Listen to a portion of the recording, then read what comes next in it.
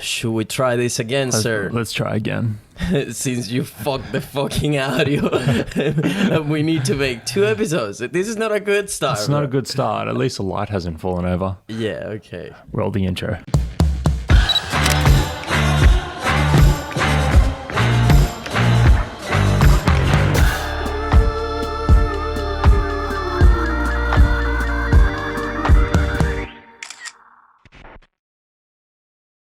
How's the good vibe, people? Welcome to another episode of the Good Vibe series. If you're new in this space, my name is Nelson. My name's Matty. And we are committed to sharing the good vibes with the world. Inspiring and educating one episode at a time. I hate you. Just a line that you will never remember, did you? That one sounded pretty good. But now we have to educate people. I'm going to be honest. I didn't mind too much that one, okay? Did you know that after this episode, we're a legit podcast? This is episode 10. Legitimate? Yeah. This is 10? Yeah, this is 10. Boom. So after this one is out, we're legit. Fully legit. Not now, after it comes out. Okay. So what does that mean when we come back? Right now, we are enthusiasm. Okay. Like, we're how do you say that word? Enthusiastic. Or enthusiasm. Enthusiasm. That doesn't The T sound doesn't right. come out. No T. Enthusiast. No. Thu. Thu. You too. What? Enthusiasm. Anyways, what's been happening, Matthew? Also, people, the next probably 3 episodes are gonna be very short, just because we are trying to figure this shit out. I've been so busy. Matthew has been quite busy as well. We have family staying in the house. We have a lot of stuff going on. And it's been a challenge recording the podcast. But you know what? Like I said in the beginning, we're committed. We're committed to the podcast. So we're figuring everything out. And for the next 3 episodes or so, it's going to be short. But after that, it's going to be very exciting because we're going to start bringing guests. We already have our first guest. Guests in 2021. It's going to be a good time. Yeah, 2021 is starting with a guest. So that should be quite exciting. Matthew, what's been happening for you? What's been happening? Well, the house has been very busy. So First of all, we had Claire come up from Melbourne, then little Matty and Amber. And now my parents are here. My sister's coming down. Christmas Eve, we got all manner of people coming from Beck's work to share dinner with us. So the house is busy. It's a busy old thing. And then work's obviously Christmas season, so we're still pumping, making sure all that happens. Boxing Day sales and New Year's sales, that sort of stuff. Yeah. Getting it ready. It's very nice of you guys to be so open to receive people that are not family to spend Christmas with you. Because there's, I think, 4 of us spending Christmas with you that we are not related to you. Yeah. We got a... Well, I'm almost family. You're by pretty now. much my little. But the other 3, not really. Yeah, no, I think it's good, and they're all like orphans in the sense that their parents are overseas. So we got a English person, French, Canadian, and Aussie. Is it Aussie? Yeah, Tasmanian. Don't you? Maybe, yeah. I think Beck told me. I'm not sure. That makes sense. Unless Tasmanians are not considered Australian, mate. 50-50. So we're having a multicultural Christmas. Yeah, that's what I was going to say. So we're also like bringing a couple plates of different countries and stuff. I still need to figure when am I doing that because I'm quite busy until 24. But you're up against French cuisine. Yeah. That's it, French, Canada, England. England's just pretty much fried burgers or something. Yeah, fried fish with chips. That's funny. You got tattooed. I did. I got a couple sneaky little tattoos. My dad loves them. Yeah. First, I met your parents last night that they got here to the house. Lovely humans, lovely. Timmy Boy and Heather, they're great. And they love your tattoos. Can you put some words of what they say about them? There was a lot of things along the lines of why, or are you serious? Mum offered suggestions of things that would have been better. Yeah. Dad just thought I was going to look at them one day and go, "What did you do?" So yeah, very supportive. Super supportive. Exactly. And I just had to keep reminding him, it's not on your body, mate. So, I don't think it matters what I got though. That would be the reaction. I could have got anything. I could have got their name. It wouldn't matter. Yeah, like their parents, they care about their son. And Mum's got a tattoo. Does she? Yeah. Where? On her thigh, she got a rose with my grandma. So my grandma and her went in for Nanny's 80th birthday. Whoa. So Nanny got a Your tattoo nanny at 80. got a tattoo at 80. At 80. And it took twice as long as Mum because they had to like Stretch the skin out. And like, holy fuck. Yeah. And she loves it. It's on her upper thigh and she pops her skirt up to show people at parties. Oh, that's super cool. I would love to get a tattoo with my parents or something. That's nice. What are the tattoos? Can you explain the meaning? And where are they located? You can start with the arms. The arms, there's just 3, but they're only little ones. So they're pretty much all around the theme of something to do with my relationship with nature, I'd say. So on my arm, I just got the word Edinburgh. And then on my chest, I got a quote from him. He's been like a big... That's not your chest, though. Well, it's on the front of my stomach. That's more accurate. Nelson's not fully down with the placement of it. Neither is a few other people. It was on my ribs. We printed it off, put it on my ribs, and then it was sort of distorting a little bit. And it's a small piece of text, so she moved it around to like, what would you say, on top of that top ab? It's like if. Let's imagine that you have abs. Yes, imagine that. Which is not happening yet, but it will in January because you're changing your lifestyle. It'll be on the top right ab. Like literally there. Yeah, just on that square. Exactly. Not coming out of it. Yeah. Because it's a paragraph. What does it say? I just wish the world was twice as big and half of it was still unexplored. So that sort of speaks to the travel aspect and coming from the D. Edinburgh himself. A big one, why I like him is because he Can you also give like a little summary of who is he for people that doesn't really know? Oh, if you don't know, stop listening to the podcast. Everyone should know David Attenborough. He's a naturalist out of Britain. He's 93 years old, I think now, maybe 94. He's been making animal documentaries since the 50s. So what's that? 70 years of traveling the world. He first started actually by collecting animals for London Zoo. When they wanted an animal, they would send him to South America to go find monkeys and shit and bring them back. And the BBC was like, hey, we'll send a cameraman with you and we'll turn it into a documentary series. And that's how he started. So he's got this crazy love for animals and nature, but he's also developed the film side of things, and all his films are a big inspiration in me wanting to make films.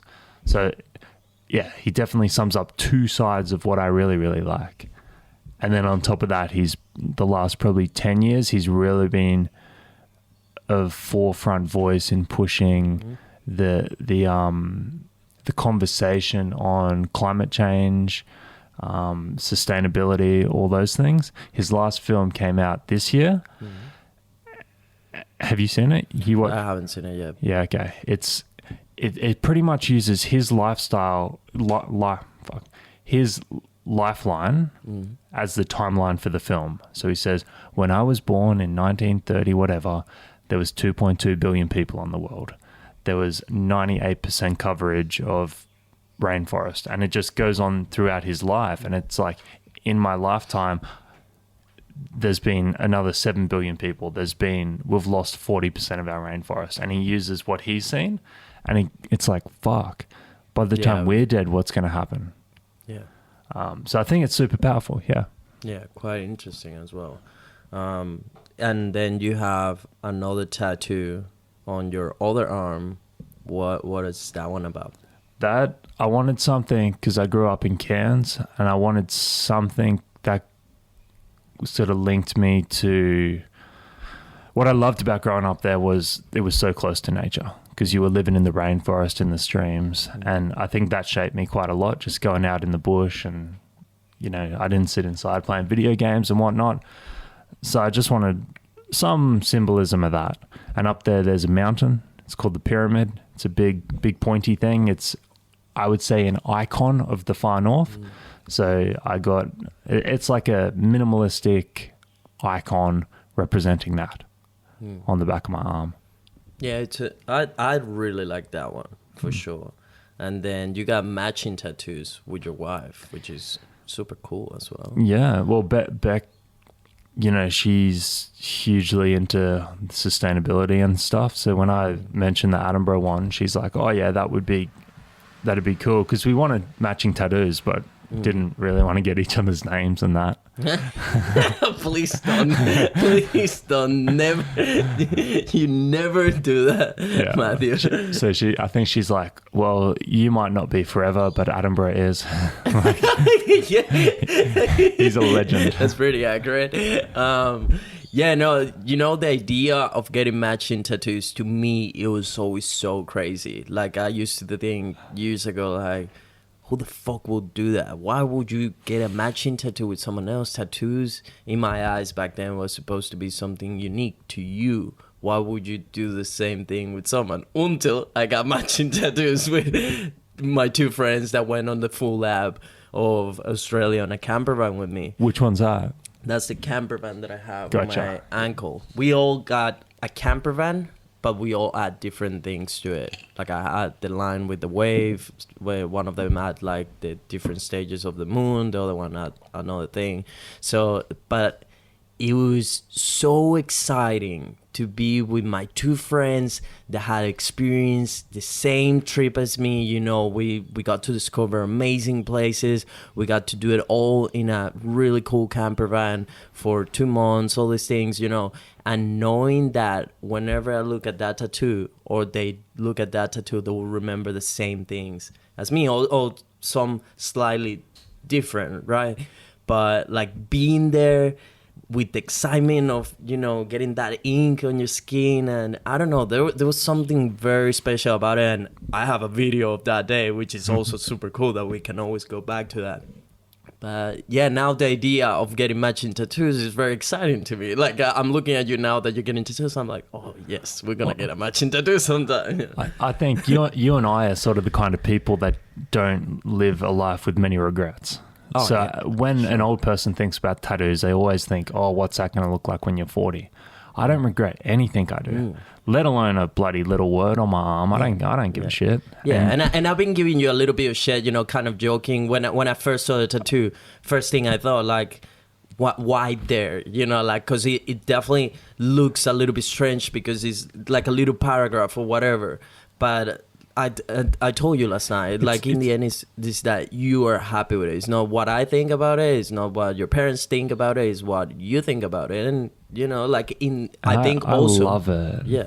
I think also because from what I get, you want to get more now because they are freaking addictive. And when you get like more stuff, maybe it also looks a little bit strange because it's just one in there. But once you get like more stuff, it might make more sense as well for other people or whatever. Only one way to find out. I'll get another 20. Exactly. Do you actually want to get? I've always wanted a lot of tattoos since I was like 16. But I think I invested all my money in gear for so long. Yeah. It was hard to be like, oh, $1,000, yeah, I'll spend that on something that's not going to help me. And then I got to a stage, maybe 23, 24, where I'd gone that far without tattoos. So it sort of was in the back of my mind. I didn't think about it anymore. And I just continued on doing what I was doing. And then recently I found this artist and I'm like, oh, fuck, I like that. I'm in a position to do it. Let's just do it. Yeah, exactly. But that might have reignited a little spark now. Yeah. Once you start, mate, it's incredible. It becomes an addiction. Very rarely you heard someone saying like, "Oh, I will never do it again." And mind you, I'm not very good at tolerating pain, like the one I got in my back and even the one on the ankle. I was like, this is way too painful, man. I had a bad time, but I do want to get more, like True. that, because These are extremely thin for anyone that so doesn't know. that's not really like painful. It doesn't have like a feeling thing. It literally didn't even hurt. Yeah. When it's lines and you keep it simple, it's fine. Mines have been like with fillings, and it's hell, bro. It really hurts a lot. Talking about investments in gear, gave me a great alley-oop in there. I wanted to mention something, because maybe there's someone listening to this that is getting either started or has been getting quite deep into freelancing, into content creation, all these things, and is debating whether they should put their money towards gear, towards the business, or then, because they're being entrepreneurs basically, right? And I think one of the biggest lessons I have learned since I started freelancing is that all the money you have available, or at least like 95% of it, should go into the business. And when I say should go into the business, it also involves your education. Like whatever makes you a little bit better in terms of your knowledge of the craft, of your productivity, of your efficiency, talking also about camera gear, about equipment, you should put everything you got into that, because usually it's not so much. So if you just put like a little bit of what you got, probably won't get you too far. I have taken so many risks since I started freelancing that if I ever show like a history of my bank account, of the moments I have made like serious investments, when I first got my drone, when I got my first camera, when I got my first lenses, all these things, like people will be like, this dude is insane. Why is he putting literally all his money? Like I barely got money to get around, to pay my rent, to pay my food, phone. That was it. And then I was just really hoping that all those investments will pay off.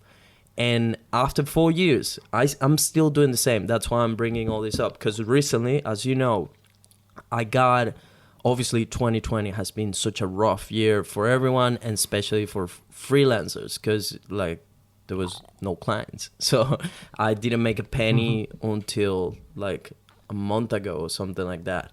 And a bunch of jobs just came out of nowhere. All the money of the year was made in like these 2 months. And as soon as I got all of that, I knew that I had to invest into that, because I have gone through the process. So I know, okay, now that I have available all this money, even though you want to keep it, because you've been feeling, so much uncertainty throughout the year, and you're like, oh, I want to play it safe. What if COVID keeps going or whatever, and I better have enough money to keep sustaining myself. But that's not gonna really keep bringing more opportunities or improve your work. So I did the same I have done in the past years. I invested literally all the money I made. I got a new camera, I got a couple bigger, better hard drives, I got a new computer. How did that make you feel, making the purchase decision on that new computer? I was very scared. Because we're talking about a lot of money. So it's over $10,000 that I invested into gear just like that, gone. And some of the gear I haven't even received yet, because it's not even, it hasn't even arrived.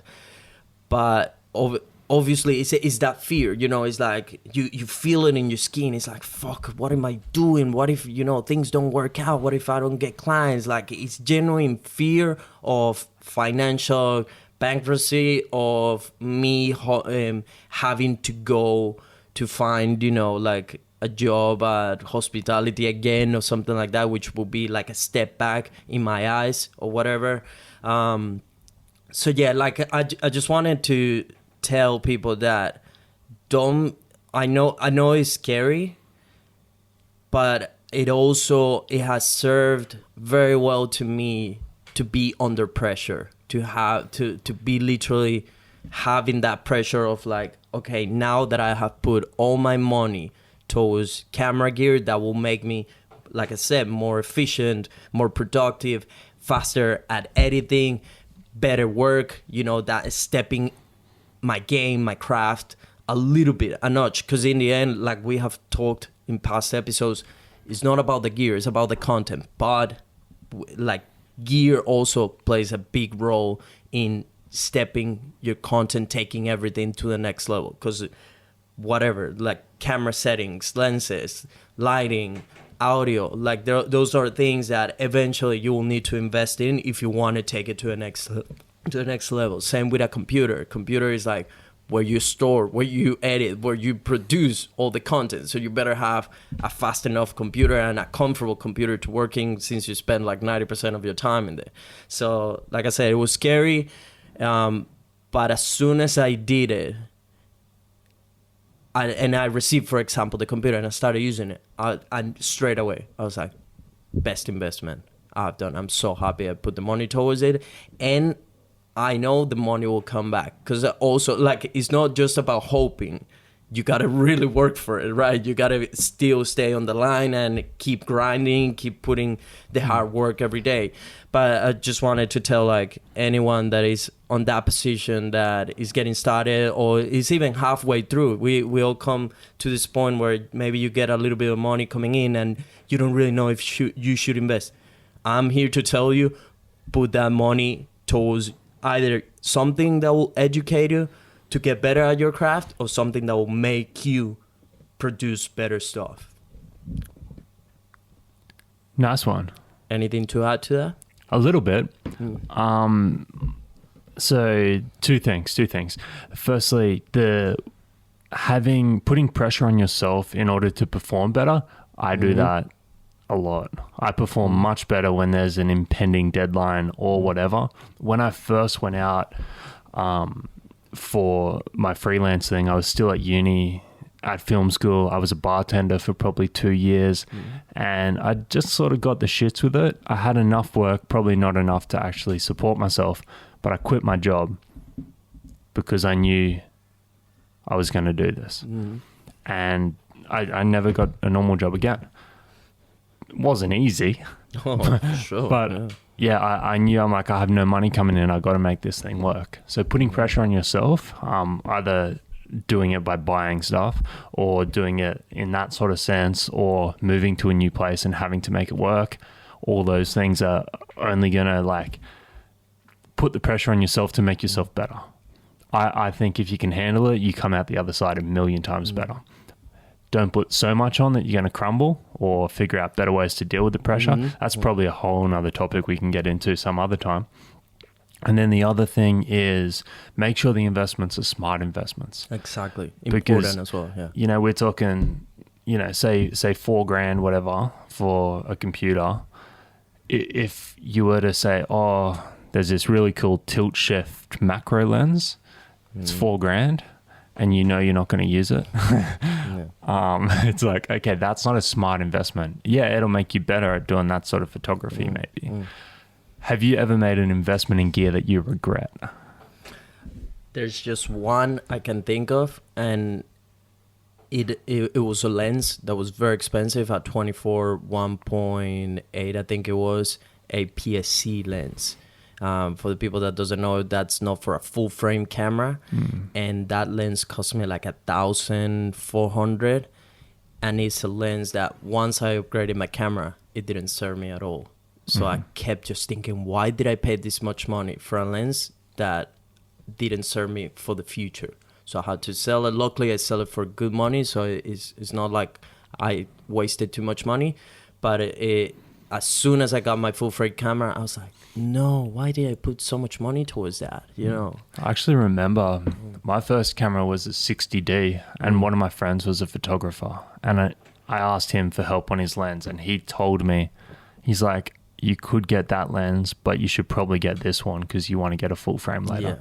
So luckily someone told me that. There you have it. Another great piece of advice. If you're getting started, make sure you get full frame lenses, man. They will last you for the longest. It's time to wrap up. And since we talk about pressure and all these things, remember, if you want to take the island, you got to burn the ships.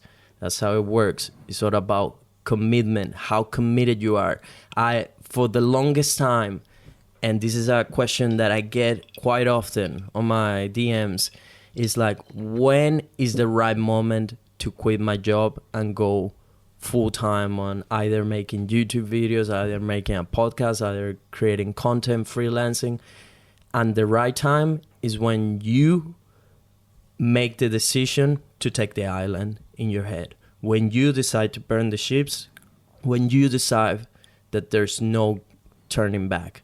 Once you made that decision, it doesn't really matter how much money you have in the bank, because you're gonna make it happen. You have enough pressure on you, and you're gonna do anything and everything in your power to come victorious. It's insane the things we can accomplish as humans, as individuals, when pressure is on, when there's no turning back, and it's either like death or victory, you know? So put some pressure on you, and if you're waiting for someone to tell you when is the right moment, that decision has to come from within. You are the one who decides when is the right moment. Make the decision. Get some. Get some, boys. Where Cool. can they find you? They can find me at a guy called Matty. Where can they find you? At Nail for Life. We are also on every social platform at the Good Vibes Theory on Twitter. If they want to give the extra mile, Matty, what should they do? They could probably leave us a 5-star review on the podcast platforms, or give us a thumbs up on the old YouTube. If you haven't subscribed, if for some reason you're not supporting the Good Vibes Theory, please make sure to smash that red button down there. Also, we're very close to 100 followers on Instagram, so it'll be a nice wrap up of the year if we can make that. If you're not following us on Instagram for some reason, make sure to hit the follow button. Thanks, guys. We'll see you on the next one. Boom.